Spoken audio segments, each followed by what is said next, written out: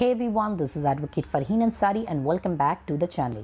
बच्चों आज के इस वीडियो लेक्चर में we shall cover a very interesting kind of sale, that is auction sale, covered under section 64 of the Sale of Goods Act 1930. Let's get quickly started to understand this topic clearly. Now, what is an auction sale? बच्चों आप लोगों ने movies या कोई series या फिर IPL season में देखा होगा कि एक रूम ऑफ कॉन्फ्रेंस होता है जहाँ सारे बिडर्स टेबल पे सीटेड होते हैं। स्टेज पे एक ऑक्शनर होता है जो गुड्स को डिस्प्ले करते हुए ऑक्शन करता है। जैसे वो ऑक्शन स्टार्ट करता है बैठे हुए बिडर्स बिड करने लगते हैं।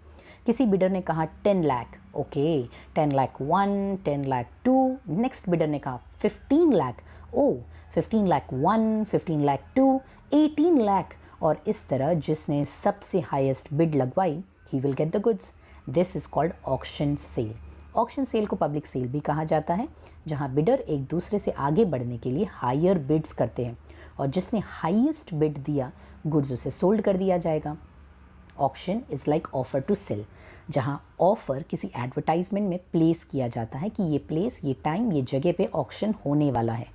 अब उस अपॉइंटेड डेट टाइम प्लेस पे सारे बिडर्स जमा हो जाते हैं, ऑक्शनर अपना गुड्स डिस्प्ले में डालता है एंड बिडिंग स्टार्ट होती है।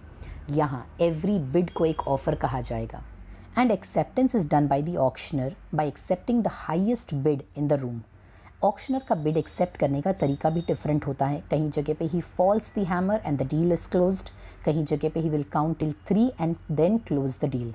कॉन्ट्रैक्ट के अकॉर्डिंग देखा जाए तो highest bid is an offer and fall of hammer is the acceptance. Now auctioneer in an auction has all the rights to refuse the highest bid also.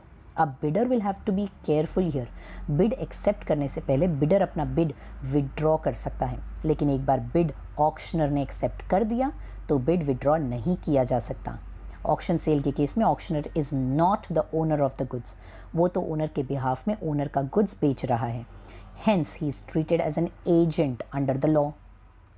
अब auction sale में reserve price का concept भी होता है, which means auctioneer वो goods एक bare minimum price के नीचे सेल नहीं करेगा।